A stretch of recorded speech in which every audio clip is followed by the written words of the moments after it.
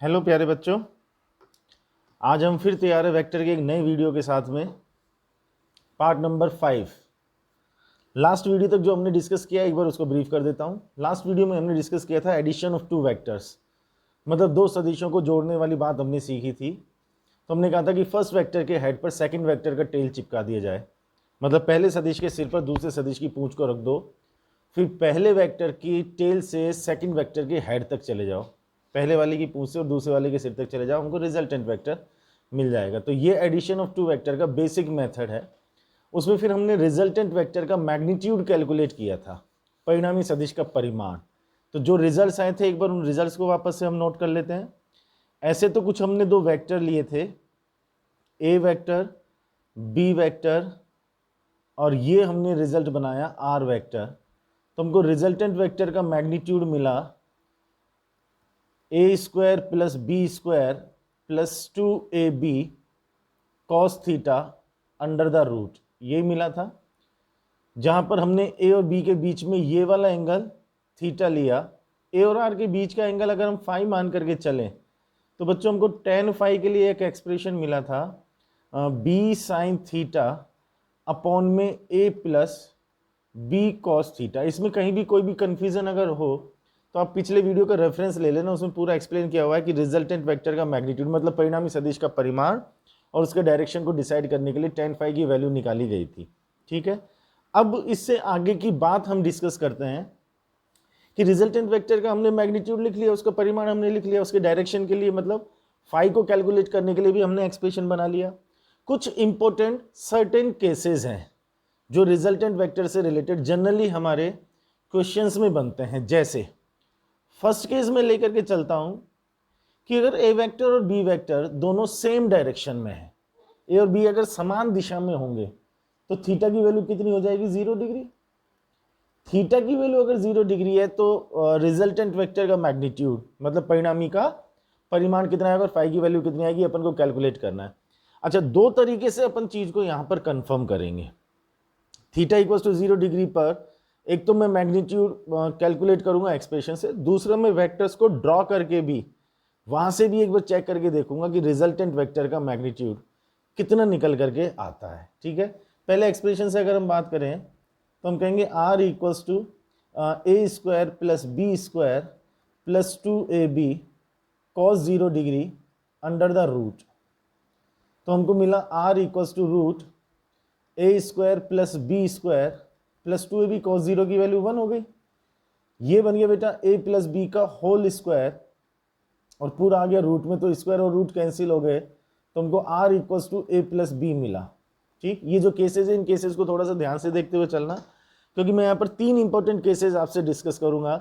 Generally वो cases हमको किसी न किसी क्वेश्चन में फेस करने पड़ते हैं, इसलिए इन केसेस को अपन इंपॉर्टेंट मान करके चलते हैं। तो थीटा इक्वल्स टू 0 डिग्री पर हमने एक्सप्रेशन से चेक किया तो r equals to A plus B आया। ठीक है, अच्छा साथ ही साथ में अपन फाई को और कैलकुलेट करके देख लें तो tan phi equals to B sine theta की वैल्यू 0 डिग्री अपॉन में a प्लस बी, ये भी cos 0 डिग्री, साइन 0 की वैल्यू 0 हो गई, तो मेरे हिसाब से tan फाई इक्वल्स टू 0 आया।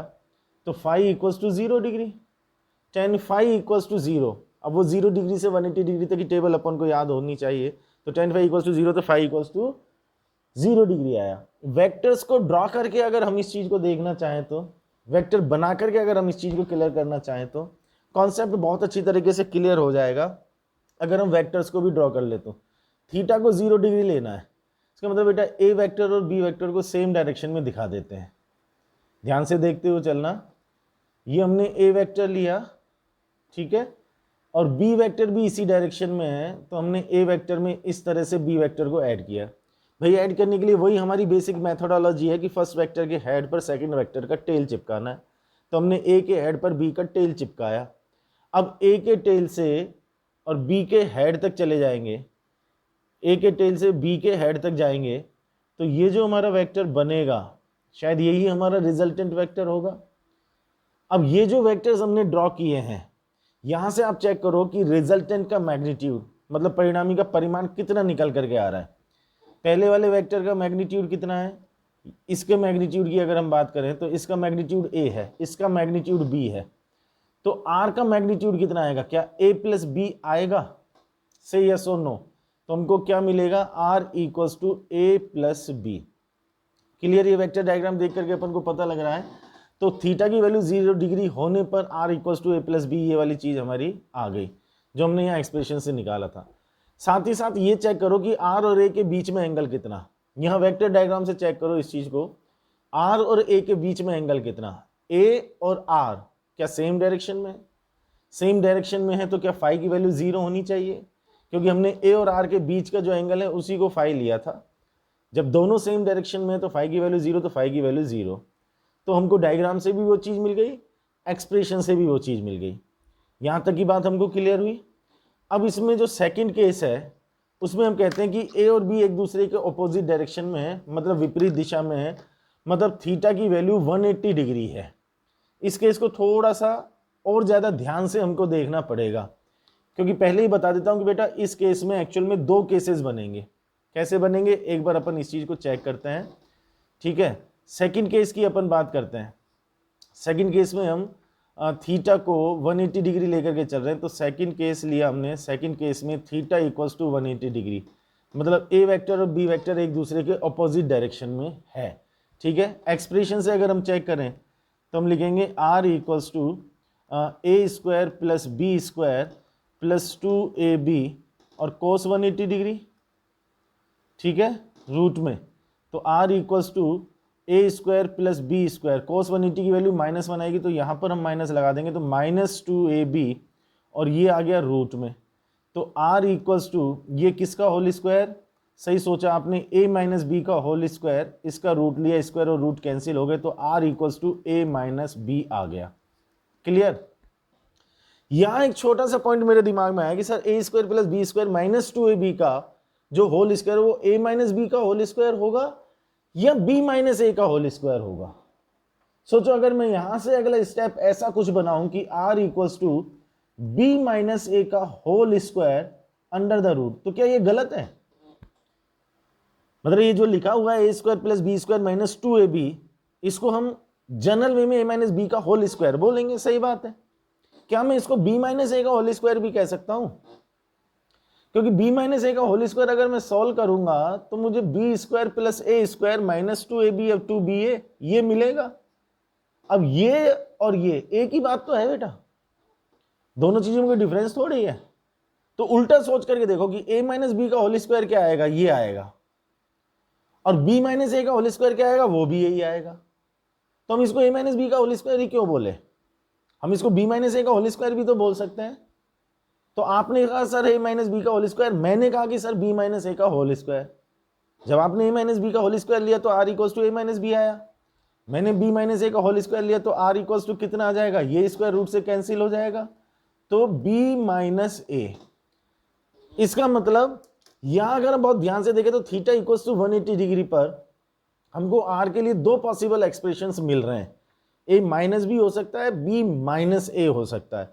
भाई एक्सप्रेशन के बेसिस पर अगर हम बात करें, होल स्क्वायर के बेसिस पर अगर हम बात करें तो हम a माइनस बी और b माइनस दोनों का होल स्क्वायर कह सकते हैं, तो a माइनस बी और b माइनस ए दोनों आ सकते हैं उस पॉइंट ऑफ व्यू से अगर देखा जाए तो। अब ये चीज कंफर्म हमें कहां से होगी, ये कंफर्म होगी वेक्टर्स को ड्रॉ करने के बाद। कैसे, उस चीज को ध्यान से देखना है और समझना है। वेक्टर्स को ड्रॉ करके हमें कंफर्म हो जाएगा कि दोनों में से कौन सा एक्सप्रेशन आएगा या कौन सी कंडीशन में कौन सा एक्सप्रेशन आएगा, उस चीज को देखना ध्यान से। हमने कहा कि a और b एक दूसरे के अपोजिट डायरेक्शन में है, तो मान लिया a इस डायरेक्शन में है, b इस डायरेक्शन में है, अपोजिट डायरेक्शन मतलब थीटा की वैल्यू 180 डिग्री। हमने यहां पर मान लिया कि a ग्रेटर देन b है, a ग्रेटर देन b हमने माना। अब a में b को ऐड करते हैं तो a के हेड पर हम b का टेल चिपका देते हैं, तो ये b इस तरीके से चिपक जाएगा b इस डायरेक्शन में, तो ये पूरा b वेक्टर आ जाएगा यहां से लेकर के यहां तक। फिर रिजल्ट के लिए हम a के टेल से और b के हेड तक जाएंगे, तो शायद हमारा ये r वेक्टर बनेगा। Is that clear? भाई a वेक्टर हमारा पूरा, b वेक्टर हमारा यहां से लेकर के यहां तक हो गया, तो r हमारा यहां से लेकर के यहां तक हो गया। अब इस r का मैग्नीट्यूड कितना है, मतलब ये वाली लेंथ कितनी है, ये लंबाई कितनी है, ये परिमाण कितना है, तो हम कहेंगे पूरा तो a है और यहां से लेकर के यहां तक b है, तो ये कितना बच जाता है? क्या ये a माइनस बी बच जाता है? तो r equals to a minus B, r equals to a minus B, लेकिन मिला कब है? जब a ग्रेटर देन b है। जब a ग्रेटर देन b है तो हमको r equals to a minus b मिला है। बोलो ये बात क्लियर है क्या? जब a ग्रेटर देन b है तो r equals to a minus b मिला है। अब इसी सीक्वेंस में सोचो कि अगर b ग्रेटर देन a होता, अपोजिट डायरेक्शन के केस लेकर के चल रहा हूं, मतलब थीटा इक्वल्स टू 180 डिग्री है, ये a वेक्टर है और ये b वेक्टर उससे बड़ा अपोजिट डायरेक्शन में। अब अगर मैं a में b को ऐड करूंगा तो b का टेल यहां पर आया, b का हेड यहां पर आया, तो भैया ये हमारा ये पूरा का पूरा ये जो मैं ड्रॉ कर रहा हूं ये पूरा हमारा b वेक्टर आ गया, और यहां से लेकर के यहां तक जो हमारा बन रहा है वो a वेक्टर है। तो r के लिए हमें a के टेल से और b के हेड तक जाना है, मतलब शायद ये हमारा r वेक्टर आएगा। Is that clear? क्या ये बात समझ में आ रही है? भाई यहां से लेकर के और यहां तक हमारा a वेक्टर और यहां से लेकर के यहां तक पूरा b वेक्टर, तो r वेक्टर हमारा यहां से लेकर के यहां तक हो गया। अब r का मैग्नीट्यूड कितना? r इक्वल्स टू मैग्नीट्यूड कितना आएगा? पूरा b है और यहां से लेकर के यहां तक a है, तो r equals to b minus a आएगा। हमने कहा b माइनस a कब? जब b ग्रेटर देन a है। कुछ मेरी बात क्लियर हो रही होगी। तो a ग्रेटर देन b होने पर a माइनस बी आया और b ग्रेटर देन a होने पर b माइनस a आया। हमने एक्सप्रेशन से ये दोनों पॉसिबल रिजल्ट्स निकाले थे। तो कहने का मतलब क्या हुआ कि r equals to a minus b होगा if a greater than b, and r equals to b minus a होगा if b greater than a। Simple language में अगर बात करें तो थीटा इक्वल्स टू 180 डिग्री, मतलब विपरीत दिशा या अपोजिट डायरेक्शन के लिए जिसका मैग्नीट्यूड ज्यादा हो उसमें से कम वाले को माइनस कर दो। a ग्रेटर देन b है तो a माइनस बी कर दो, b ग्रेटर देन a है तो b माइनस a कर दो। And what about the direction of r vector? r vector के डायरेक्शन मतलब दिशा की अगर अपन बात करें तो यहां पर देखो बेटा a ग्रेटर देन b है तो ये वाला केस है, इसमें r का डायरेक्शन वही है कि जो a का डायरेक्शन है? जो a का डायरेक्शन है वही r का डायरेक्शन। इसका मतलब फाई की वैल्यू यहां पर आएगी 0 डिग्री। Is that clear? और जब b ग्रेटर देन a है तो ये वाला केस है। यहां पर चेक करो r का जो डायरेक्शन है क्या वो a के डायरेक्शन के अपोजिट है? इसका मतलब यहां पर फाई की वैल्यू कितनी आएगी? 180 degree. It must be very much clear. तो फाइनल कंक्लूजन ये है कि जब a वेक्टर और b वेक्टर एक दूसरे के अपोजिट डायरेक्शन में मतलब विपरीत दिशा में होंगे तो हमको रिजल्टेंट का मैग्नीट्यूड मतलब परिणामी का जो परिमाण है वो a माइनस बी मिलेगा अगर a ग्रेटर देन b है तो, और b माइनस a मिलेगा अगर b ग्रेटर देन a है तो। और जब a ग्रेटर देन b है तो हमको फाई की वैल्यू 0 मिलेगी, मतलब r उसी डायरेक्शन में उसी दिशा में मिलेगा जिसमें a वेक्टर है। और जब b ग्रेटर देन a है तो r हमें a के अपोजिट डायरेक्शन में मिलेगा, विपरीत दिशा में मिलेगा, मतलब फाई की वैल्यू 180 डिग्री। तो a ग्रेटर देन b के लिए a minus b phi equals to 0, b greater than a के लिए r equals to b minus a और फाई इक्वल्स टू 180 डिग्री। तो ये 180 डिग्री वाला केस हमको स्पेशली याद रखना है। Is that clear to everybody? Hopefully यहां तक बात समझ में। और इसमें अगर कुछ भी आपको डाउट रहे तो इस केस को आप एक बार रिपीट कर लेना, लेकिन ये केस क्लियर होना बहुत जरूरी है, क्योंकि जैसे कि मैंने आपको पहले ही बताया कि जो 3 केसेस में डिस्कस करने वाला हूं वो इंपॉर्टेंट केसेस हैं। मतलब वेक्टर एडिशन की जब बात आती है तो ये 3 केसेस कहीं ना कहीं टकरा जाते हैं, कहीं ना कहीं हमको मिल जाते हैं। तो 0 डिग्री का केस हमने डिस्कस किया और ये 180 डिग्री का केस हमने डिस्कस। अच्छा 0 डिग्री के केस में तो एक ही केस बना कि r equals to a plus b आएगा और फाई की वैल्यू 0 डिग्री आएगी। 180 डिग्री पर 2 पॉसिबिलिटीज है, उन 2 पॉसिबिलिटीज को वेक्टर से भी मैंने आपको क्लेरिफाई करने की कोशिश की है। तो ये दोनों पॉसिबिलिटीज हमको अच्छी तरीके से क्लियर होनी चाहिए, ठीक है। फिर हम इसका तीसरा केस लेकर के चलते हैं जिसमें हम ये कहते हैं कि a वेक्टर और b वेक्टर अगर एक दूसरे के परपेंडिकुलर है, मतलब थीटा इक्वल्स टू 90 डिग्री है। अब एक बार एक्सप्रेशन से हम चेक कर लेते हैं। एक्सप्रेशन कहता है कि भाई r equals to a square plus B square और प्लस में 2ab कोस थीटा की वैल्यू 90 डिग्री, ये हमने रूट लगाया। तो r equals to a square plus B square, cos 90 की वैल्यू 0 तो ये पूरी टर्म 0 होगी, तो r equals to root A square plus B square आया, r equals to root A square plus B square आया, ठीक है। अच्छा फाई अगर अपन कैलकुलेट करना चाहें तो tan फाई से एक बार देख लेते हैं। tan फाई से अगर अपन देखेंगे तो tan phi equals to B sine 90 degree upon में a plus b cos 90 degree. Am I clear? तो tan phi equals to sine 90 की वैल्यू 1 हो गई तो ये आ गया b अपॉन में a और cos 90 की वैल्यू 0, तो tan phi equals to b upon a आ गया, ठीक है। इसी चीज को अगर हम वेक्टर ड्रॉ करके कंफर्म करना चाहें तो कैसे? मान लो हमारा a वेक्टर इस डायरेक्शन में, अब हमने कहा थीटा इक्वल्स टू 90 डिग्री, तो b वेक्टर हो गया इसके परपेंडिकुलर, तो b वेक्टर हो गया इस डायरेक्शन में, मतलब ये एंगल हमारा 90 डिग्री, और रिजल्ट आ गया हमारा कुछ इस तरह से, ठीक है, r वेक्टर। अब मैं आपसे कहता हूं कि इसका मैग्नीट्यूड कैलकुलेट करना है, तो ये तो राइट एंगल ट्राइंगल समकोण त्रिभुज है, तो इसमें हम पाइथागोरस थ्योरम डायरेक्ट लगा दें। तो पाइथागोरस से हम क्या लिखेंगे? R square equals to A square plus B square, तो r equals to A square plus B square under the root. Same यही चीज हमने एक्सप्रेशन से निकाली, यही चीज यहां पर आ गई। ए और आर के बीच का जो एंगल है वो ये एंगल है फाई, हम इसको अगर कैलकुलेट करेंगे तो क्या लिखेंगे? tan phi equals to perpendicular upon base, लंब अपॉन आधार, b अपॉन a, यही चीज आ गई। तो इस तरह से हम एक्सप्रेशन से और वेक्टर ड्रॉ करके दोनों तरीके से चीजों को कंफर्म कर सकते हैं। बेसिक कॉन्सेप्ट अगर आपको क्लियर करना है तो आपको दोनों तरीके से चीजों को डील करना आना चाहिए।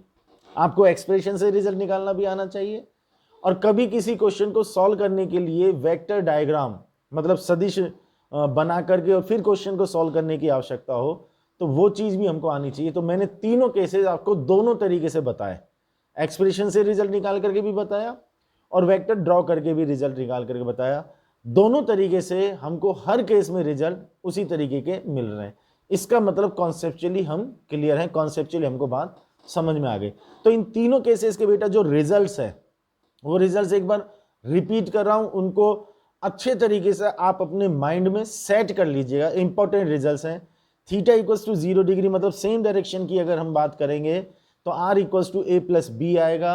फाई इक्वल्स टू 0 मतलब r वेक्टर उसी डायरेक्शन में होगा जिस डायरेक्शन में a वेक्टर होगा।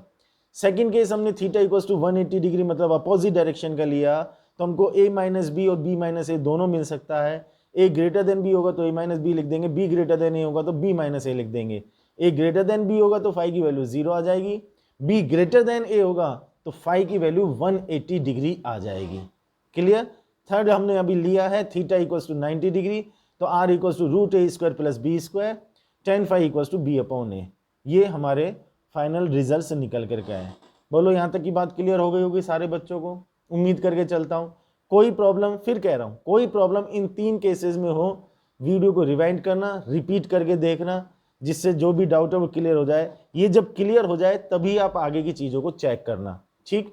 अब मैं आगे चलता हूँ, आगे की कुछ और कहानी, कुछ डायरेक्ट रिजल्ट्स भी हम याद रख सकते हैं।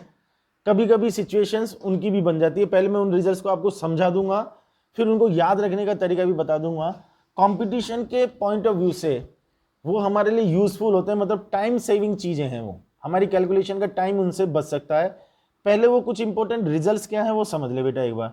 मैं उसके लिए एक छोटा सा हेडिंग ही डाल देता हूं, इंपॉर्टेंट रिजल्ट्स, ठीक है ना? इंपॉर्टेंट रिजल्ट्स क्या है उनको समझना। कि हमने पहली बात तो बोली कि a vector plus b vector equals to r vector. अब मान लो इसमें ए और बी दोनों का मैग्नीट्यूड मतलब दोनों का परिमाण x है, ठीक है। इसमें पहला केस मैंने लिया कि थीटा की वैल्यू 60 डिग्री है, सेकंड केस मैंने लिया कि थीटा की वैल्यू 90 डिग्री है, थर्ड केस मैंने लिया कि थीटा की वैल्यू 120 डिग्री है, और फोर्थ केस मैंने लिया कि थीटा की वैल्यू 180 डिग्री है। चार केसेस जिनके रिजल्ट्स हम डायरेक्टली लिख सकते हैं। पहले एक बार चेक करके देख लेते हैं, फिर उनको याद रखने का तरीका ही बता दूंगा। ए और बी दोनों का मैग्नीट्यूड x है, थीटा 60 डिग्री है, r कितना आएगा एक बार चेक कर लेते हैं। r equals to root, expression तो अब हमको याद हो गया है, a square plus B square plus 2ab cos theta. तो a का मतलब हो गया x, तो x स्क्वायर प्लस b का मतलब भी हो गया x, तो x square plus x square 2ab x square बन गया cos 60 डिग्री। cos 60 की वैल्यू 1/2 आएगी, 2 से 2 ये कैंसिल हो जाएगा, तो r equals to bracket sorry root में क्या है बेटा, x square x square x square, मतलब ये आ जाएगा 3x square under the root. इसको सॉल्व करेंगे तो x रूट 3। चलो जी, थीटा इक्वल्स टू 60 डिग्री पर हमको रिजल्ट मिल गया है कि r equals to x root 3 आएगा। ठीक, ऐसे ही थीटा इक्वल्स टू 90 डिग्री पर चेक करें, थोड़ा सा अगर आप गौर करके चीजों पर चलेंगे तो रिजल्ट आप ओरली भी निकाल सकते हैं। अब एक्सप्रेशन में चेक करो, x square plus 2x square कोस 90, जैसे यहां पर कोस 60 था ऐसे कोस 90 आएगा, कोस 90 आएगा तो वैल्यू 0, तो ये वाली टर्म उस केस में 0 हो जाएगी। तो बच क्या जाएगा, x square plus x square, वो हो जाएगा 2x स्क्वायर, उसका रूट निकालेंगे तो ये अपने पास में आ जाएगा। आई होप आपको बात समझ में आ रही होगी। तो r equals to x root 2 आ जाएगा। थीटा इक्वल्स टू 120 डिग्री पर आप चेक करके देख लेना, r इक्वल्स टू एक्स आ रहा होगा, और 180 डिग्री पर आप चेक करके देख लेना, r इक्वल्स टू 0 आ रहा होगा। क्योंकि ये रिजल्ट्स मैं 50 बार काम में ले चुका हूं, इसलिए मुझे डायरेक्टली ये याद है। एक दो एग्जांपल लेकर के, जैसे 60 डिग्री और 90 डिग्री का एग्जांपल लेकर के मैंने आपको क्लेरिफाई करने की कोशिश की है कि एक्सप्रेशन से इस तरह से रिजल्ट निकल करके आएंगे। बाकी मैं इनको डायरेक्टली याद रखूंगा, लेकिन इनको याद रखने से पहले शर्त जरूर याद रखना। होता क्या है कि बच्चा रिजल्ट तो याद रख लेता है, कॉन्क्लूजन्स तो याद रख लेता है, बट उसकी जो कंडीशन है वो उसको याद नहीं रखता। 60 डिग्री, 90 डिग्री, 120 डिग्री, 180 डिग्री, पहली बात तो इन 4 एंगल के लिए अपन को याद रखना है। शर्त यह है कि जिन 2 वेक्टर को हम ऐड कर रहे हैं, मतलब जिन 2 सदिशों का हम योग ले रहे हैं, उन दोनों का मैग्नीट्यूड सेम होना चाहिए, उनका परिमाण सेम होना चाहिए। तो सबसे पहले तो ये शर्त हमको दिमाग में क्लियर होनी चाहिए कि भैया ऐसा होने पर ही ये 4 रिजल्ट लिखे जाएंगे, ऐसा होना चाहिए। दोनों का मैग्नीट्यूड अगर x है तो अब सीधा सा तरीका क्या है कि अगर 60 डिग्री है तो x के साथ में रूट 3 लगा दो, 90 डिग्री है तो रूट 2 लगा दो, 120 डिग्री है तो 1 लगा दो, और 180 डिग्री है तो 0 लगा दो।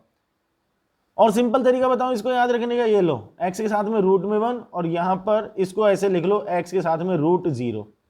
अभी दिमाग में आया कि और सिंपल तरीके से कैसे याद रख सकते हैं। अब आप एंगल का सीक्वेंस याद रखो, 60, 90, 120, 180। ठीक है, आर का रिजल्ट क्या आएगा, रूट में 3, रूट में 2, रूट में 1, रूट में 0। काउंटिंग है, उल्टा चलना है भाई, रूट तो लगना ही है। अब रूट में क्या लिखना है, 3, फिर क्या लिखना है 2, फिर क्या लिखना है 1, फिर क्या लिखना है 0, खत्म। तो 60 डिग्री अगर हो, मैग्नीट्यूड अगर सेम हो तो रूट 3 लगा दो, 90 डिग्री हो तो रूट 2 लगा दो, 120 डिग्री हो तो रूट 1 लगा दो, 180 डिग्री हो तो 0 लगा दो। ये हमारे पास में रिजल्ट हम डायरेक्ट याद रख सकते हैं। अब सारे केसेस में अप्लाई होने वाला एक कॉमन रिजल्ट और याद रखो।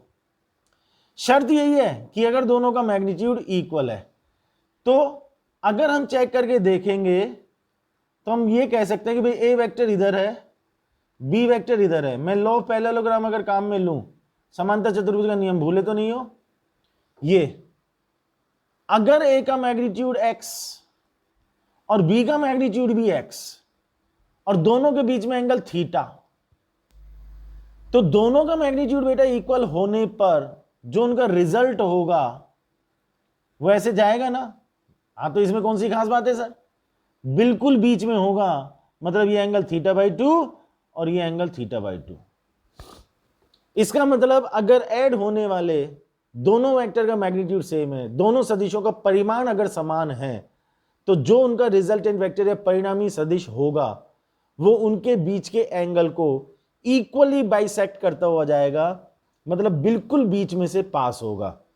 एग्जाम्पल की जैसे अगर हम बात करें तो हम कहेंगे साहब एक वेक्टर इधर की तरफ है मैग्नीट्यूड x, दूसरा वेक्टर इधर की तरफ है उसका मैग्नीट्यूड भी x, दोनों के बीच में 60 डिग्री का एंगल, तो रिजल्ट कितना एंगल बनाएगा, ये रिजल्ट है, ये यहां से भी 30 डिग्री बनाएगा और यहां से भी 30 डिग्री बनाएगा, दोनों से 30 डिग्री के एंगल पर आएगा।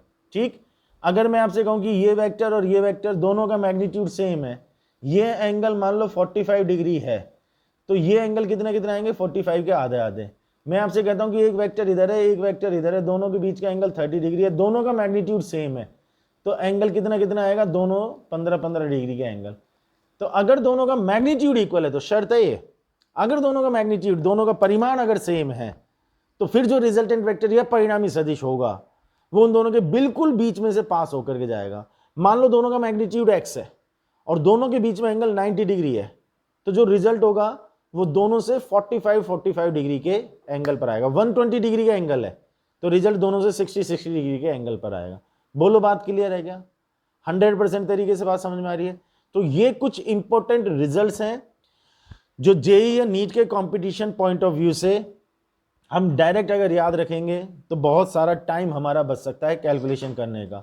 तो इन रिजल्ट्स को आप बाकायदा नोट भी कर लेना और जहन में अपने इनको बहुत अच्छी तरीके से सेट करके चलना।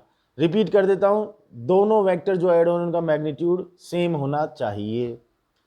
60 डिग्री होने पर √3, 90 डिग्री होने पर √2, 120 डिग्री होने पर √1, 180 डिग्री होने पर 0 ही आना है। दोनों का मैग्नीट्यूड अगर सेम है तो जो रिजल्ट होगा वो बिल्कुल बीच में से पास होके जाएगा। मान लो 90 डिग्री का एंगल है तो 45 डिग्री पर, 60 डिग्री का एंगल है तो 30 डिग्री के एंगल पर।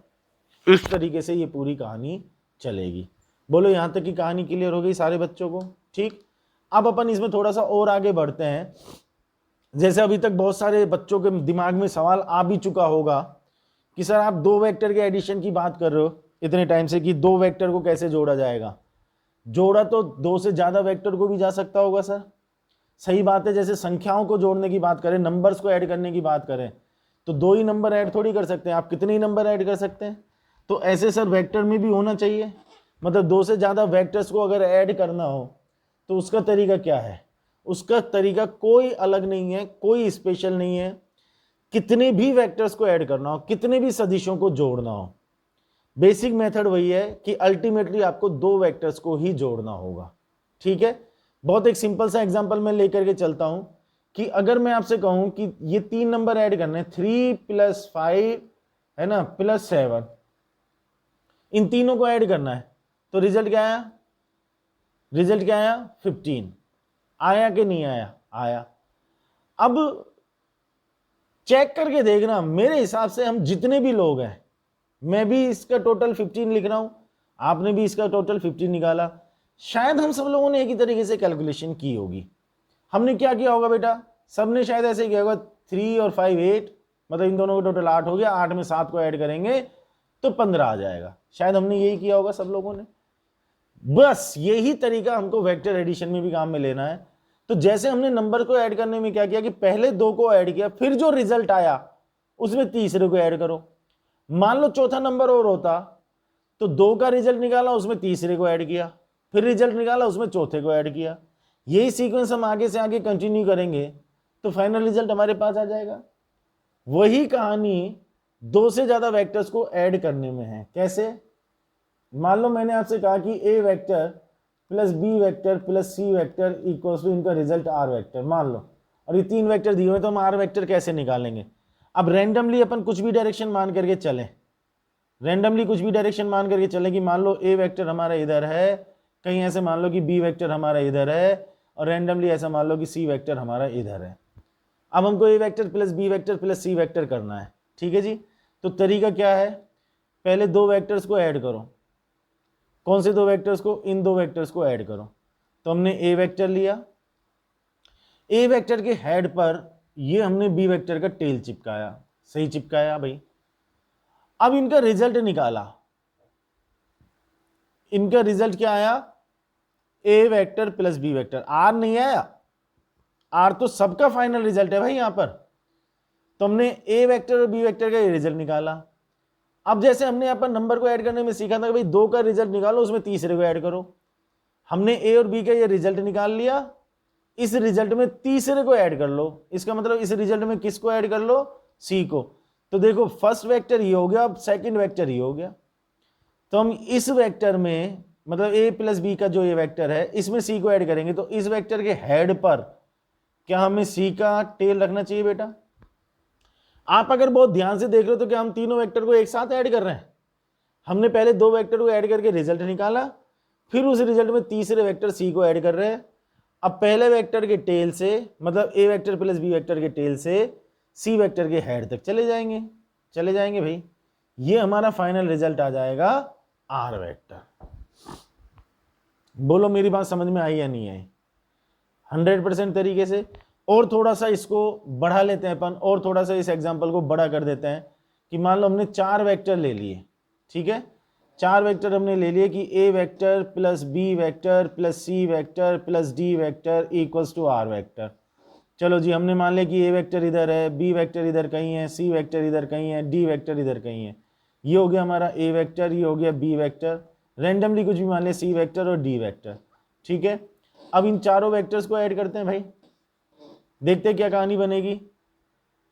तो हमने लिया ए वेक्टर, ये लिया हमने ए वेक्टर, ले लिया भाई, ये हमारा ए वेक्टर, इसमें ऐड करेंगे बी वेक्टर को, ये ऐड कर दिया भाई हमने बी वेक्टर कर दिया भाई, इनका रिजल्ट आ गया, ये रिजल्ट आ गया भाई, रिजल्ट का नाम क्या हो गया, a vector plus b vector हो गया भाई।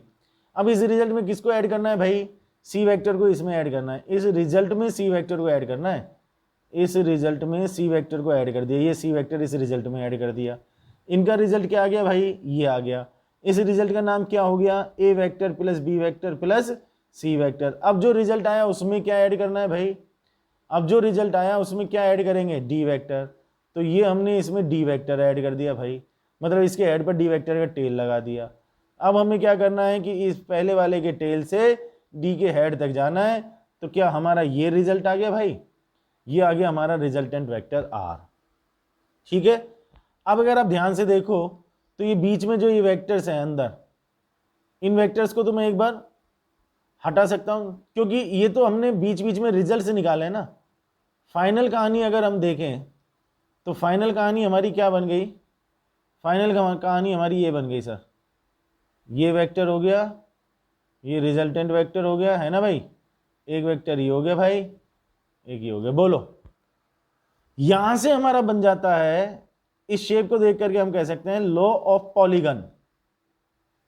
पॉलीगन का मतलब होता है बहुभुज, बहुभुज का नियम। अब ये नियम क्या कह रहा है, ध्यान से देखो, हमने वही डिसाइड किया कि हमको आर के टेल से आर के हेड तक जाना है और तीर की तरफ चलना है, जैसे ट्राइंगल में बात की थी ना हमने त्रिभुज के नियम में। तो ये वेक्टर हमको ऐसे ले जाएगा, बी वेक्टर ऐसे ले जाएगा, सी हमको ऐसे ले जाएगा, डी ऐसे ले जाएगा, और आर की बात करें तो वो हमको ऐसे ले जाएगा। अब चेक कर लो, जिन वेक्टर्स को हम ऐड कर रहे हैं ए बी सी और डी, क्या वो सारे वेक्टर एक सीक्वेंस में एंटी क्लॉकवाइज घुमा देंगे मुझे ए बी सी डी, और जो रिजल्ट है वो अपोजिट सीक्वेंस मतलब विपरीत क्रम में। तो यहां से बहुभुज का नियम क्या बनेगा कि यदि किसी बहुभुज में भुजाएं, ये भुजाएं, किसी बहुभुज की भुजाएं किसी निश्चित क्रम में, जैसे ये सब एंटी क्लॉकवाइज है, किसी निश्चित क्रम में सदिशों को व्यक्त कर रही हैं ए बी सी डी, किसी बहुभुज की भुजाएं किसी निश्चित क्रम में सदिशों को व्यक्त कर रही हैं, तो जो उसकी आखिरी भुजा होगी ये वाली, वो विपरीत क्रम में रिजल्टेंट वेक्टर परिणामी सदिश को व्यक्त करेगी। आखिरी भुजा भाई, ये पहली हो गई, ये दूसरी भुजा हो गई, ये तीसरी भुजा हो गई, ये चौथी भुजा हो गई, ये पांचवी भुजा हो गई। तो ये चार भुजाएं अगर किसी क्रम में सदिशों को व्यक्त करें तो पांच भुजा विपरीत क्रम में परिणामी सदिश को व्यक्त करेगी। इंग्लिश में अगर हम चाहें तो कैसे बोलेंगे कि किसी पॉलीगन में अगर साइड्स वेक्टर्स को किसी एक सीक्वेंस में रिप्रेजेंट कर रही है, जैसे एंटी क्लॉकवाइज वेक्टर्स को रिप्रेजेंट कर रही है किसी एक सीक्वेंस में, तो जो उसकी लास्ट साइड होगी वो अपोजिट सीक्वेंस में रिजल्टेंट वेक्टर को रिप्रेजेंट करेगी। If in a polygon different sides of the polygon represent vectors in a particular sequence, then the last side or closing side of the polygon will represent the resultant vector in opposite sequence। किसी बहुभुज की भुजाएं यदि किसी निश्चित क्रम में सदिशों को व्यक्त कर रही हैं, तो जो उसकी आखिरी भुजा या बहुभुज को बंद करने वाली भुजा होगी वो विपरीत क्रम में उनके परिणामी सदिश को व्यक्त करेगी। ये बहुभुज का नियम बन गया। तो त्रिभुज का नियम और समांतर चतुर्भुज का नियम तो दो सदिशों के योग के लिए, और दो से ज्यादा सदिशों के योग के लिए बहुभुज का नियम। मतलब ट्राइंगल और पैरेललोग्राम का लो तो दो वेक्टर के एडिशन के लिए, और दो से ज्यादा वेक्टर के एडिशन की बात होगी तो लॉ ऑफ पॉलीगन को काम में लिया जाएगा। बोलो यहां तक की कहानी क्लियर? तो ये हमारा लॉ ऑफ पॉलीगन हुआ। ठीक है बेटा, तो अभी आज के वीडियो में हमने क्या क्या चीजें डिस्कस की हैं एक बार थोड़ा सा शॉर्ट में अपन उसको रिवाइज करके देख ले। हमने दो वेक्टर का जो रिजल्टेंट वेक्टर उसके मैग्नीट्यूड और डायरेक्शन की बात करके उसके तीन केसेस लिए थे, 0 डिग्री, 180 डिग्री, 90 डिग्री। 0 डिग्री पर r equal to A plus b, phi equal to 0। 180 degree पर बात करें तो a माइनस बी, जब a ग्रेटर देन b है तो b माइनस है, जब b ग्रेटर देन है तो a ग्रेटर देन b पर फाई की value 0, b greater than a पर फाई की वैल्यू 180। 90 डिग्री पर बात की तो r equal to root A square plus B square, tan phi equal to b upon a. Clear. फिर कुछ इंपॉर्टेंट रिजल्ट्स अपन ने देखे थे कि a vector plus b vector equals to r vector. A और बी दोनों का मैग्नीट्यूड अगर एक्स है तो 60 डिग्री पर √3, 90 डिग्री पर √2, 120 डिग्री पर 1, 180 डिग्री पर 0। वेक्टर्स का मैग्नीट्यूड अगर सेम है तो जो रिजल्ट होगा बिल्कुल बीच में से पास होकर के जाएगा। फिर अभी अपन ने ये डिस्कस किया लॉ ऑफ पॉलीगन, बहुभुज का नियम। दो से ज़्यादा वेक्टर्स को अगर ऐड करना है तो दो वेक्टर्स को ऐड करके रिजल्ट निकालो, सदिशों को जोड़ करके उनका परिणाम ही निकालो, फिर उसमें तीसरे को ऐड करो, फिर रिजल्ट निकालो, फिर उसमें अगले को ऐड करो, रिजल्ट निकालते जाओ, ऐड करते जाओ, रिजल्ट निकालते जाओ, ऐड करते जाओ, रिजल्ट निकालते जाओ, फाइनल रिजल्ट मिल जाएगा। तो यहाँ से लॉ ऑफ पॉलीगन या बहुभुज का नियम हमको मिल जाता है। बोलो यहाँ तक की कहानी सबको अच्छी तरीके से क्लियर है क्या? देखना अच्छी तरह से, समझना। जहाँ रिपीट करने से काम चल जाए वहाँ पर वीडियो को रिपीट करके देख लेना। फिर भी कोई चीज़ अगर समझ में नहीं आए, फिर भी अगर कोई क्वेरी रह जाए तो कमेंट बॉक्स में डाल देना या इंडिविजुअली उस चीज़ को डिस्कस कर लेना। नेक्स्ट वीडियो में फिर अपन आगे की कुछ चीज़ लेकर के फिर मिलते हैं। Till then thank you very much, take care, bye, see you.